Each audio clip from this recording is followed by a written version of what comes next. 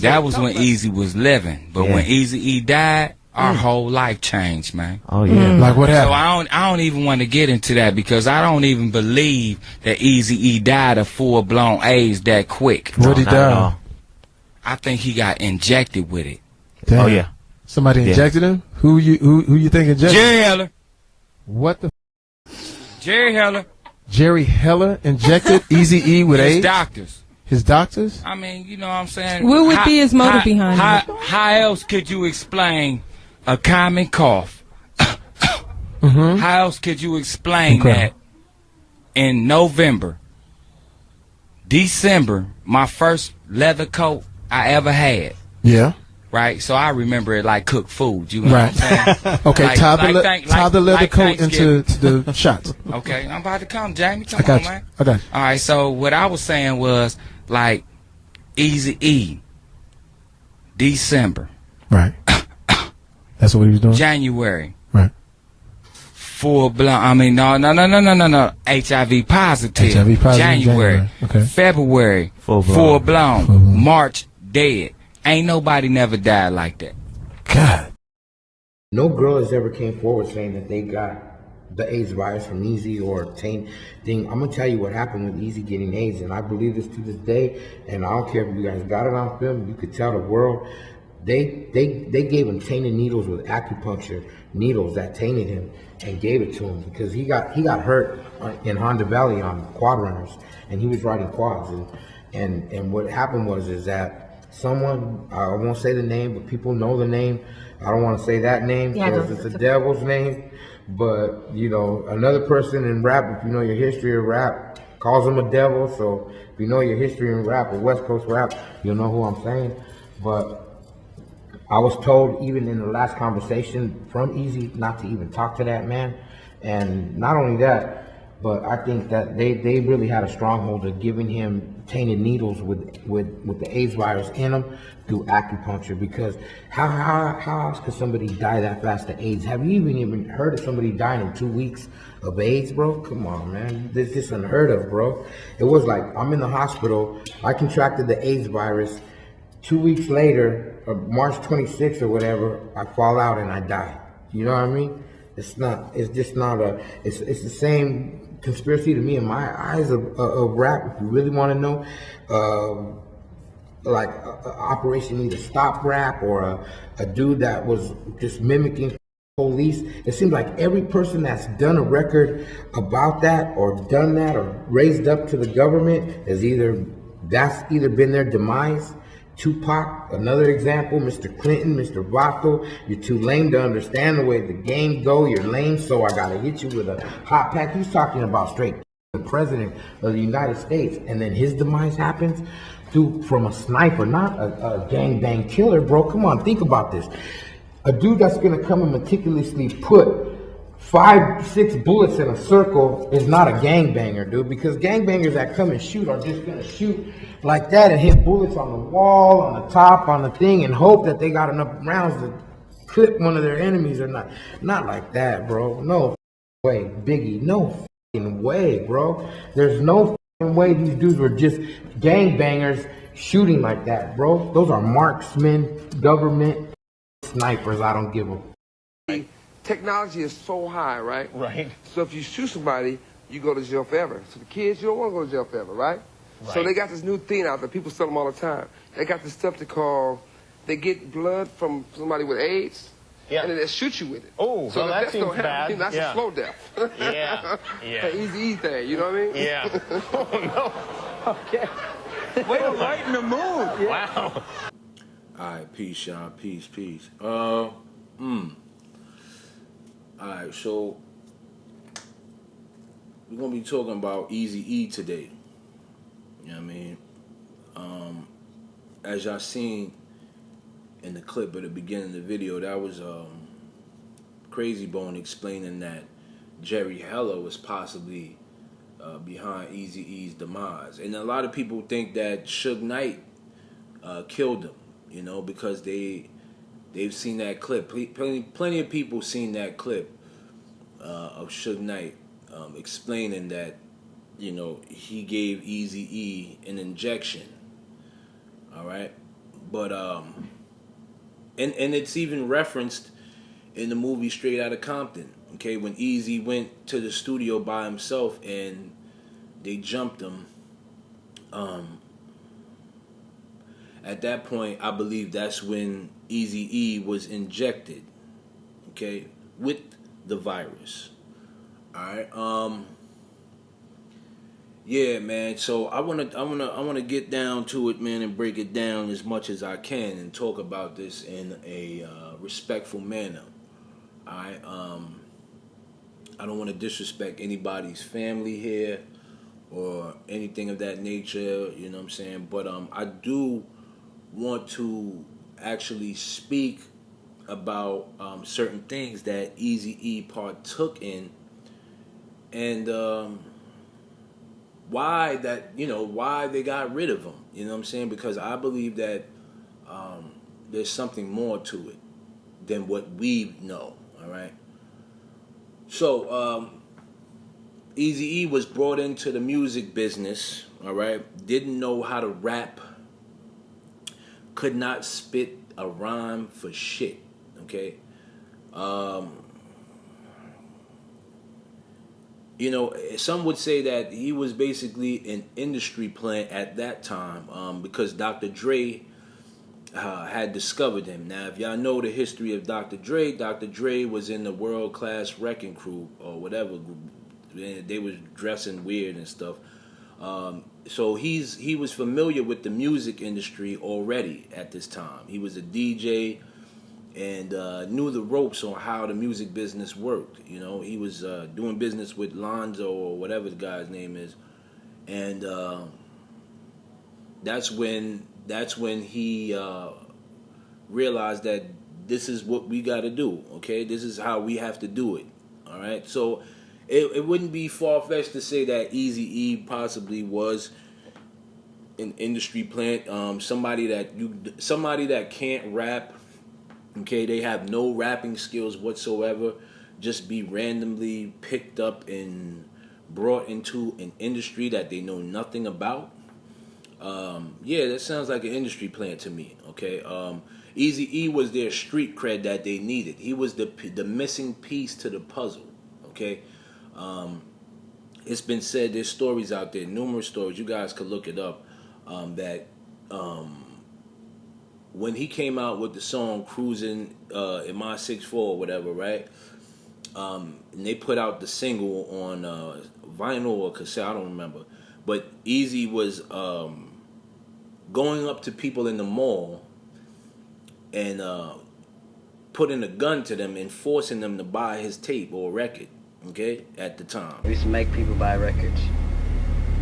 How'd you make it buy it? With a gun.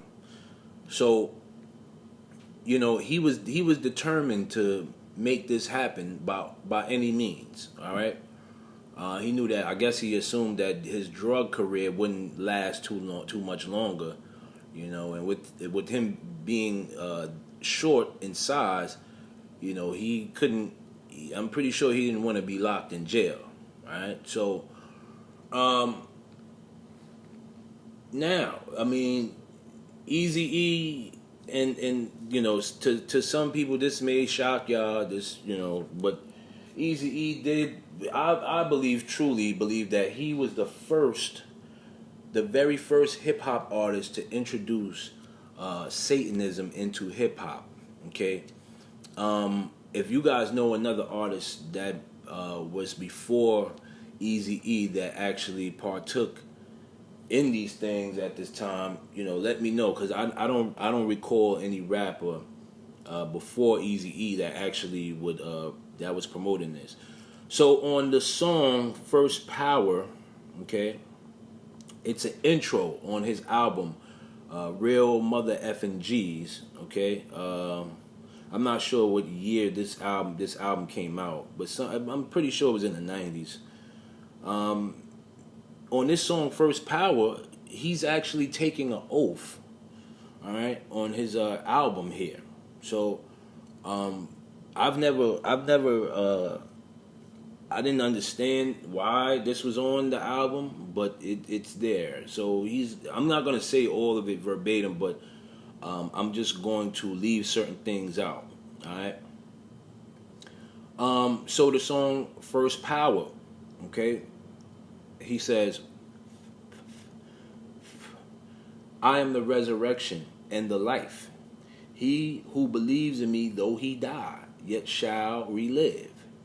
And whoever lives and believes in me shall never die.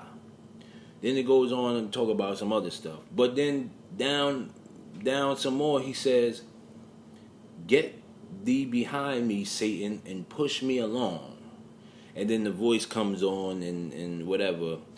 The dark voice comes on and says, all this power I will give thee if thou therefore will worship me.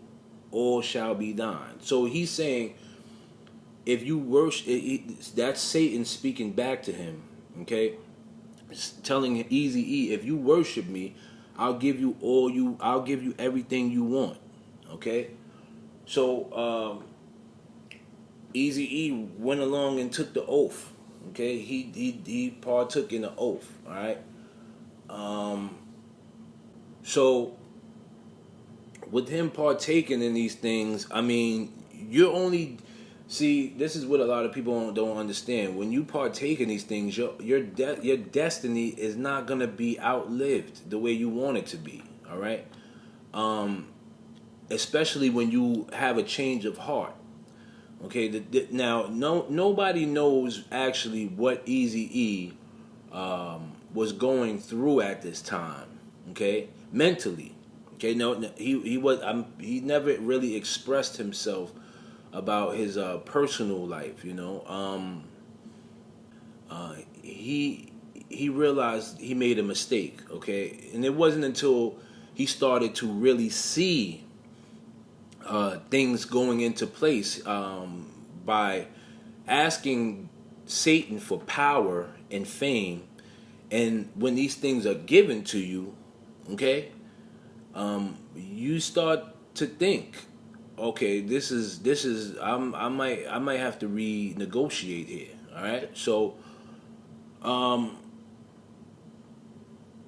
now fast forward, Eazy-E, you know, he's signing artists like Bone Thugs and Harmony, which were also involved in the cult as well. There's an interview out there where they explain, I'm not sure which one of them it was, but they explained the backstory of them using Ouija boards, and I think it was Lazy Bone. He had a podcast a few years ago, and I don't know where it is now, but he did have a podcast. I don't know if the people got in his ear and told him, hey man, what are you doing here? You know what I'm saying? Somebody got in his ear and told him, yo, take that shit down, okay? Because once you're in, you're in. The Ouija board that we played with, and I'm not making no excuses, the Ouija board that we played with was a board game made by Parker Brothers. And we bought it, and it was bought from Toys R Us. Whoever brought it around. It was purchased from Toys R Us. Now, that don't make it cool, like I said, because it was still something we shouldn't have we shouldn't have been partaking in. Point blank, bottom line. Period. Should have stayed away from it.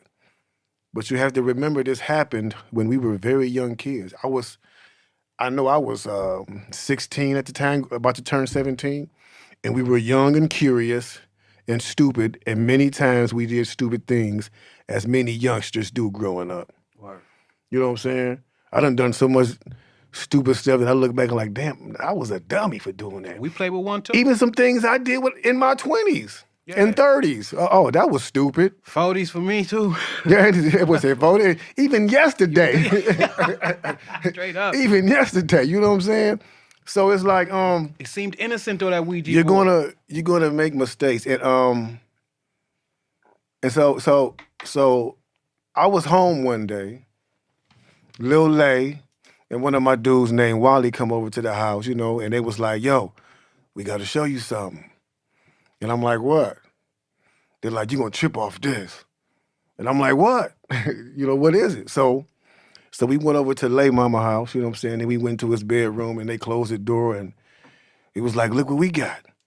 And they put out a Ouija board.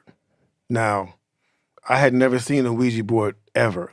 I didn't even know what it was. And they said somebody had given it to them and showed them how to play it.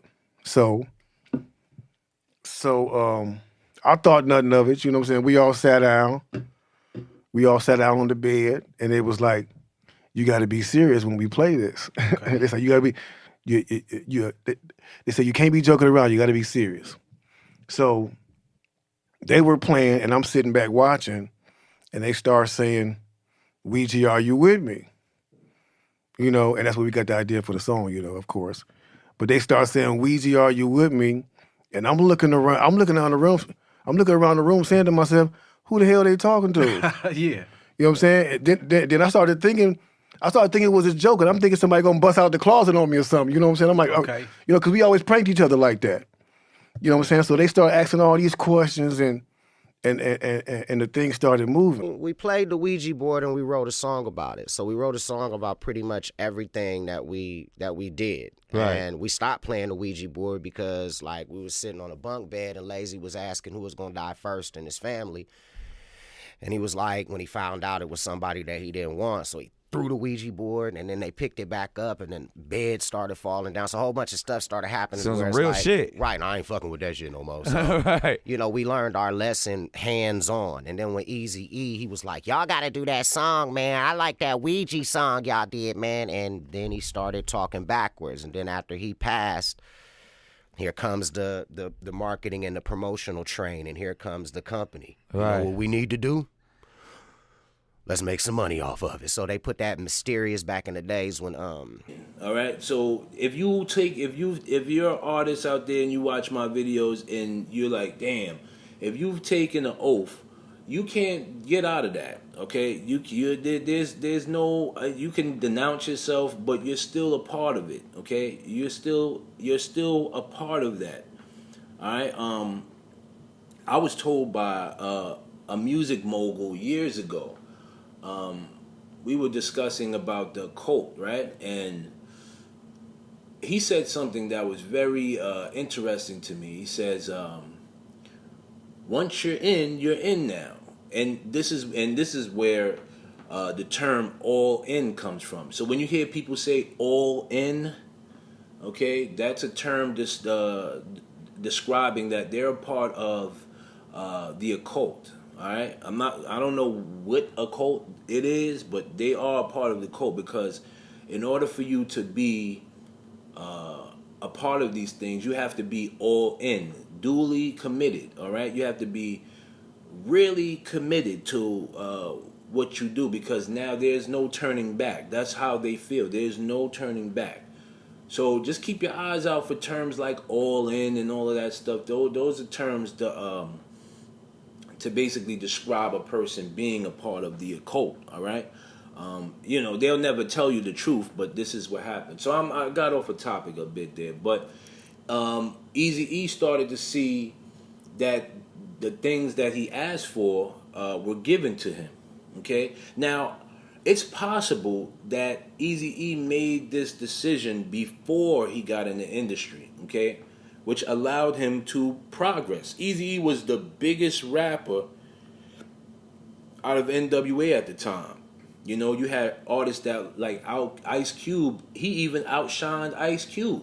Okay, so that goes to show you he had a lot of influence over the hip hop community. All right, and I think Jerry Heller knew that. And once Eazy-E decided to say to himself, well, this guy is shady. I know the business now. He basically used Jerry Heller to learn the business, and got the hell out of Dodge. You understand what I'm saying? And I believe Jerry Heller didn't like that at all. He didn't like to feel played. Okay, nobody likes to feel played. All right. So here we are, Jerry Heller. Now I'm gonna go on and say this. Okay, now, and I'm not gonna put anything on Simon. If y'all don't know who Simon is Suge Knight. But I'm not gonna put anything on Simon. I'm gonna go out and say this. All right. I believe Simon and Jerry Heller were in cahoots and behind Eazy-E's. They were behind Eazy-E's death. Okay. Once Eazy-E said, I got to get away from Jerry Heller, I can't do it. If you pay attention, and even in the movie, Jerry Heller looked distraught when Eazy-E, separated himself from him. He was like, no, you can't do this. He looked like he didn't want to live anymore, okay? Because that was his cash cow. Eazy-E was his cash cow, all right? So picture your only income being cut off now, all right? So the only way to prevent this, okay, now pay attention here. The only way to prevent this from happening, all right, is to take him out. Now, if Jerry Heller has shares in Ruthless Records, right, and he wants to cut, Eazy-E wants to cut Jerry Heller out, right? If he cuts Jerry Heller out, Jerry Heller no longer gets paid. But if he kills Eazy-E before he gets cut out, Jerry Heller still gets paid. Okay? Until as long as he wants. Now, I'm not sure. I know Tamika Wright, which is Eazy-E's ex-wife, she still owns shares in Ruthless, but I'm not sure if Jerry Heller has any percentage over there. I'm not sure of it. All right, but I'm sure that he's still making, well, he's not making any money now, but he was making money off of NWA and Eazy-E, okay, at that for years, okay, for years. All right, that was his source of income. That's, those royalties. So when you listening to F the Police, Jerry Heller is getting paid for that. Okay, not Dr. Dre, not Ice Cube, not the family of Eazy-E. That money was all going to Jerry Heller. All right, this guy was definitely a shady Jew. Okay, so I believe, and you guys can leave a comment and let me know if I'm wrong or not, but I believe that Jerry Heller reached out to Simon, knowing that that was Eazy-E's arch enemy. Okay, this is a simple tactic that's usually done by people. As they say, if you can't beat them, join them, right? So what better way to contact the opposite sides of Eazy-E, okay? His enemy, all right? Eazy-E didn't want to give up Dr. Dre's publishing. So when you hear songs like Dre Day, where he's dissing Eazy-E, okay, that money is actually going towards Eazy-E. All right. Well, not now, because Eazy did give his publishing back to him before they squashed the beef before Eazy-E passed. So he did give him back his publishing. But I believe that he reached out to him. He reached out to Simon and had this done to Eazy-E. Okay. Because, of course, Jerry Heller doesn't have the heart to kill Eazy-E. Okay? Let's be real here. He doesn't have the heart to kill Eazy-E himself. But he knows that his enemies wouldn't have a problem doing that. Okay? So he went along, okay, called up Simon. Hey, Simon, I need you to get rid of Eazy, man. You need me to get rid of Eazy? Yeah. I don't want it to trace back to me. Okay, this is possibly how this situation happened. All right, no problem. Okay, now the only way that you can kill someone, okay, without it being traced back to you, is making it look like it was self-inflicted. Okay, this is why a lot of these industry dudes or people, they come up in the media saying, oh, yeah, did suicide or what have you, because somebody is behind that curtain, and they're covering their ass, as they say. Okay, this is the oldest tactic in the book that a lot of people are unaware of. So I believe that, I'm not gonna say Suge himself possibly injected Eazy-E with the needle. But I will say that he did have it done to him. Now, who's to say that Suge Knight sent a woman to Eazy-E, and the woman stabbed Eazy-E with the needle while he was laying down or sleeping in the bed? Okay? And once you get a needle injected into you in your bloodstream, I mean, it doesn't have to be put in a vein or anything. You know, it's in there. Okay? So it can go down a rabbit hole as far as with this man, this is concerned. But I do know that this was a money thing.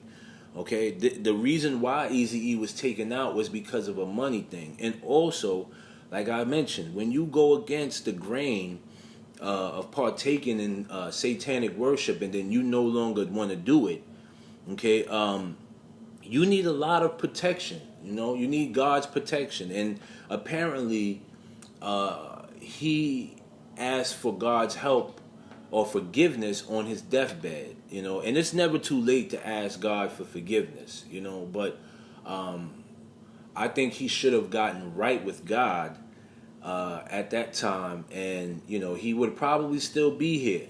You know,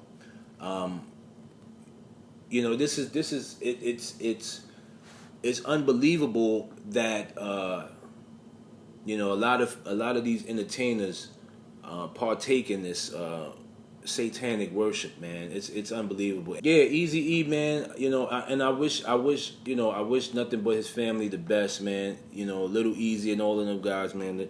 You know, but we definitely have to be very careful, okay, when participating in the music business. All right, and stay away from people that want your soul.